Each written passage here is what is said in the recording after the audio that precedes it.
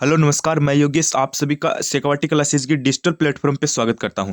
तो आज हम आपके बीच में यूपी पुलिस कांस्टेबल की आपकी जो एग्जाम है उसके लिए जो इंपॉर्टेंट क्वेश्चन की जो क्लास है वो आपके बीच में लेकर आ चुकी है। आप सभी को पता है विद्यार्थियों की आपकी जो यूपी पुलिस कांस्टेबल भर्ती की जो परीक्षा है वो आपकी बहुत ही नजदीक आ चुकी है। अभी हमारे पास काफी कम समय है, तो हम आपको डेली इंपॉर्टेंट क्लासेस प्रोवाइड करवा रहे हैं। एक बार हम फिर से आपके बीच में इंपॉर्टेंट क्लास लेकर आए हैं। क्लास को आपको एंड तक देखना है। अगर आप चैनल पर पहली बार विजिट करो तो चैनल शेखावाटी क्लासेस को एक बार आप सब्सक्राइब कर देना, क्योंकि शेखावाटी क्लासेस पे आपको यूपी पुलिस कांस्टेबल भर्ती परीक्षा की जो तैयारी है वो एकदम शानदार करवाई जा रही है। डेली आपको सभी सब्जेक्ट की क्लास मिल रही है, मॉडल पेपर मिल रहे हैं और पूरा आपके जो जितने भी सब्जेक्ट हैं उन सभी सब्जेक्ट का रिवीजन करवाया जा रहा है।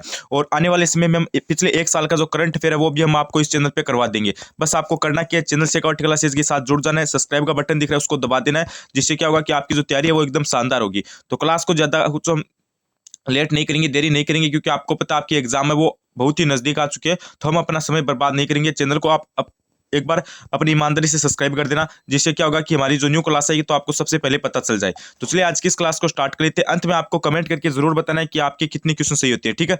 आप अंत में कमेंट करके जरूर बताना कि आपके कितनी क्वेश्चन सही हुए। तो आज यहाँ पे हम क्लास को स्टार्ट कर लेते हैं। तो सबसे पहला क्वेश्चन क्या करें, उत्तर प्रदेश का राजकीय खेल क्या है, ठीक है। देखो सारे क्वेश्चन है वो इंपॉर्टेंट है। एक बार अगर आपको ये क्वेश्चन आते हैं ना तो आपकी, अगर आपको ये क्वेश्चन पहले से आते हैं तो आपका रिवीजन हो जाएगा। अगर आपको कुछ नहीं आते तो भी इस क्लास में आप बहुत कुछ सीख कर जाओगे। यानी अगर आपको आता है तो भी आपके लिए ये क्लास इंपॉर्टेंट है, अगर कुछ भी नहीं आता है तो भी इंपॉर्टेंट है, ठीक है। एकदम अच्छे से देखना। तो उत्तर प्रदेश का राजकीय खेल कौन सा है? क्रिकेट है, हॉकी है, वॉलीबॉल है या फिर फुटबॉल है? तो उत्तर प्रदेश का आपका राजकीय खेल क्या हो जाएगा? हॉकी हो जाएगा, ठीक है। अगला प्रश्न देखो। अगला प्रश्न क्या कह रहा है, उत्तर प्रदेश का राजकीय वृक्ष कौन सा है? ये भी एक आपका इंपॉर्टेंट प्रश्न है, ठीक है। ये भी क्या एक इंपॉर्टेंट प्रश्न है कि उत्तर प्रदेश का राजकीय वृक्ष कौन सा है? नीम है, पीपल है, अशोक है या फिर वट है? तो राजकीय वृक्ष आपका कौन सा हो जाएगा? अशोक हो जाएगा, ठीक है। देखो अगर आपको राजकीय खेल पूछे तो आप क्या बताओगे? राजकीय खेल पूछे तो आप क्या बताओगे? हॉकी बताओगे। और राजकीय वृक्ष पूछे तो आप क्या बताओगे? अशोक बताओगे, ठीक है। ऑप्शन नंबर सी राइट हो जाएगा। अगला प्रश्न देखो। अगला प्रश्न क्या कह रहा है, 1858 का महारानी विक्टोरिया का घोषणा पत्र कहां पर पढ़ा गया? ये आपका इंपॉर्टेंट प्रश्न है भाई। इस पे आप अभी के भी स्टार लगाओ कि 1858 का महारानी विक्टोरिया का घोषणा पत्र कहां पर पढ़ा गया? मेरठ के अंदर, कानपुर के अंदर, आगरा के अंदर या फिर इलाहाबाद के अंदर? तो क्वेश्चन नंबर 3 में आपका कौन सा हो जाएगा? ऑप्शन नंबर डी हो जाएगा भाई, यानी इलाहाबाद के अंदर। ये घोषणा पत्र कहां पर पढ़ा गया? इलाहाबाद के अंदर पढ़ा गया। अगला प्रश्न देखो। अगला प्रश्न क्या कह रहा है, हथनी कुंड परियोजना किस नदी पर स्थित है? वेरी वेरी इंपॉर्टेंट प्रश्न है भाई। हथनी कुंड परियोजना किस नदी पर स्थित है? रामगंगा पर है, यमुना पर है, सरयू पर है, गंगा पर है? हथनी कुंड जो आपकी परियोजना है, ठीक है, ये किस नदी पर स्थित है ये हमें बताना है। तो ये आपकी किस नदी पर हो जाएगी? ये आपकी देखो यमुना नदी पे हो जाएगी। ऑप्शन नंबर बी यहाँ से आपका राइट हो जाएगा। अगला प्रश्न देखो। अगला प्रश्न क्या कह रहा है, प्रमुख लोक नृत्य चरकुला निम्नलिखित में से किस क्षेत्र में है? बताओ भाई। प्रमुख लोक नृत्य चरकुला, कौन सा नृत्य चरकुला नृत्य है, निम्नलिखित में से किस क्षेत्र में है?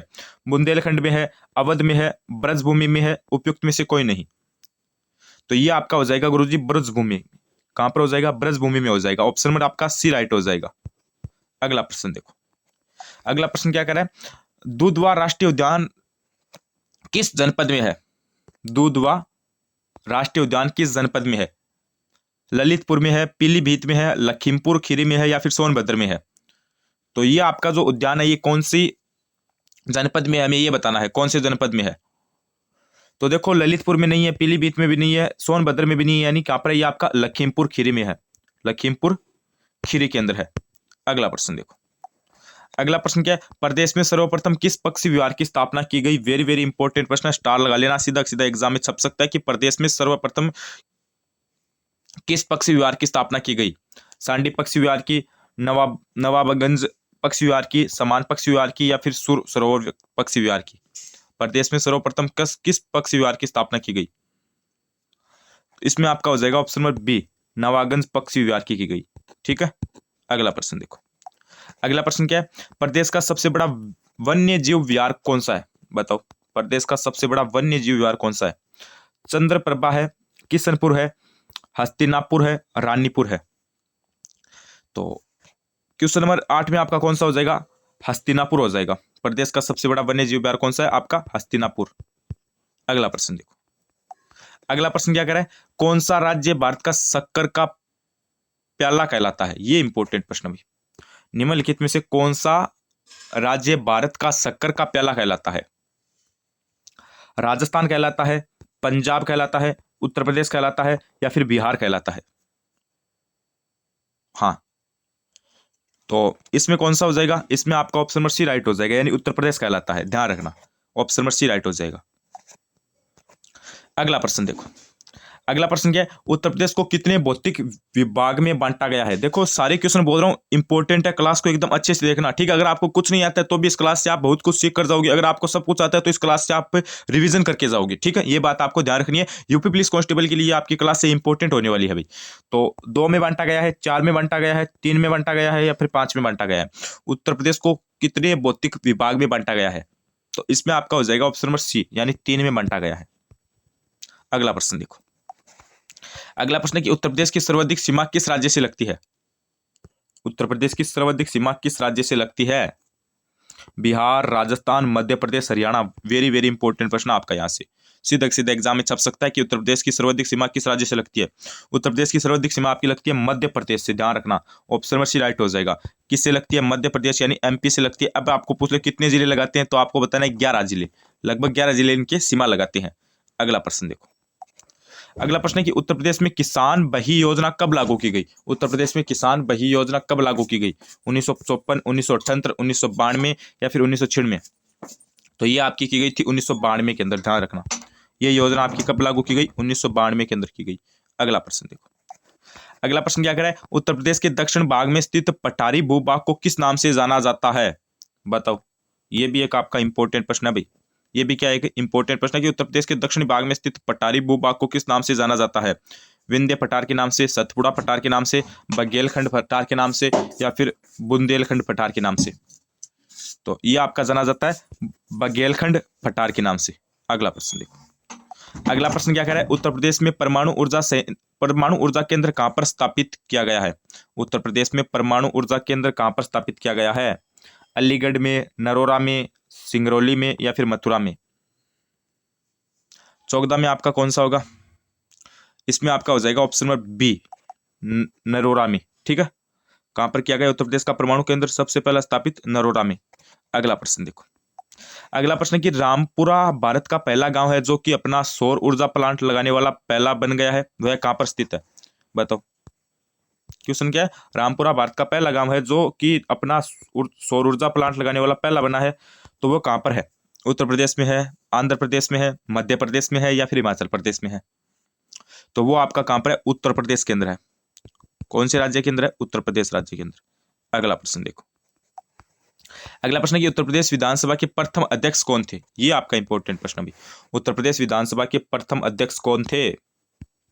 स्टार लगा लो इस पे। मदन मोहन वर्मा थे, पुरुषोत्तम दास टंडन थे, आत्माराम गोविंद राम खेर थे, नफीकुल हसन थे? तो प्रथम आपके कौन हो जाएंगे? पुरुषोत्तम दास टंडन हो जाएंगे। अगला प्रश्न देखो, अगला प्रश्न है कि संयुक्त प्रांत से उत्तर प्रदेश के रूप में नाम बदलने के बाद उत्तर प्रदेश का पहला राज्यपाल कौन था? यह बताओ, संयुक्त प्रांत से उत्तर प्रदेश के रूप में नाम बदलने के बाद उत्तर प्रदेश का पहला राज्यपाल कौन था? वरायगिरी वेंकट गिरी या फिर होरम सजी फिरोज शाह मोदी या फिर विश्वनाथ दास या फिर अकबर अली खान? प्रथम राज्यपाल कौन थे? होरम सजी फिरोज शाह मोदी थे। अगला प्रश्न देखो, अगला कि उत्तर प्रदेश में उच्च न्यायालय की स्थापना की गई। ये देखो आपका इंपॉर्टेंट प्रश्न, अभी स्टार लगा लो अभी के भी। उत्तर प्रदेश में उच्च न्यायालय की स्थापना की गई 1865 में, 1867 में, 1870 में, 1866 में? उत्तर प्रदेश में उच्च न्यायालय की स्थापना कब की गई? 1866 में। ध्यान रखना, 1866 में की गई। इंपॉर्टेंट क्वेश्चन, स्टार लगा लेना, ठीक है? अगला प्रश्न देखो, अगला प्रश्न क्या करे? गंडक नदी का उद्गम स्थल कौन सा है? ये बताओ भी, ये एक आपका इंपॉर्टेंट प्रश्न है। ये आपका क्या एक इंपॉर्टेंट प्रश्न है कि गंडक नदी का उद्गम स्थल कौन सा है? गंडक हिमनद है, गंगोत्री हिमनद है, त्रिशूली हिमनद है या फिर मुस्टोंग हिमनद है? गंडक नदी का उद्गम स्थल बताना है। ये आपका हो जाएगा मुस्टोंग हिमनद। अगला प्रश्न देखो, अगला प्रश्न क्या करे? उत्तर प्रदेश में लोकायुक्त का पद कब सर्जित किया गया? वेरी वेरी इंपॉर्टेंट प्रश्न आपका, वेरी वेरी क्या इंपॉर्टेंट प्रश्न है कि उत्तर प्रदेश में लोकायुक्त का पद कब सर्जित किया गया? 1975 में, 1950 में, 1977 में, 1965 में? तो 20 नंबर में आपका क्या हो जाएगा? ऑप्शन नंबर ए हो जाएगा ना, 1975 में, ठीक है? उत्तर प्रदेश में लोकायुक्त का पद कब सर्जित किया गया? 1975 के अंदर। अगला प्रश्न देखो, अगला प्रश्न क्या है, संविधान के किस भाग में पंचायती राज व्यवस्था का प्रावधान दिया गया है? ये एक आपका इंपॉर्टेंट प्रश्न अभी, ये आपका एक क्या इंपॉर्टेंट प्रश्न है कि संविधान के किस भाग में पंचायती राज व्यवस्था का प्रावधान दिया गया है? तो भाग नंबर 10, भाग नंबर 6, भाग नंबर 3, भाग नंबर 9। 21 में आपका हो जाएगा ऑप्शन नंबर डी, यानी भाग नंबर 9 में दिया गया है। किस में दिया गया है? भाग नंबर 9 में दिया गया है, ध्यान रखना। अगला प्रश्न देखो, अगला प्रश्न है कि उत्तर प्रदेश में सबसे कम गर्मी कहाँ होती है? उत्तर प्रदेश में सबसे कम गर्मी है वो कहाँ पर होती है? बागपत में, एटा में, बरेली में, हाथरस में। कहाँ पर होती है?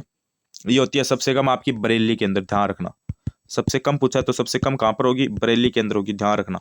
अगला प्रश्न देखो, अगला प्रश्न है कि 6ठी शताब्दी में उत्तर प्रदेश में कितने महाजनपद थे? ये आपका एक इंपॉर्टेंट प्रश्न अभी। 6ठी शताब्दी में उत्तर प्रदेश में कितने महाजनपद थे?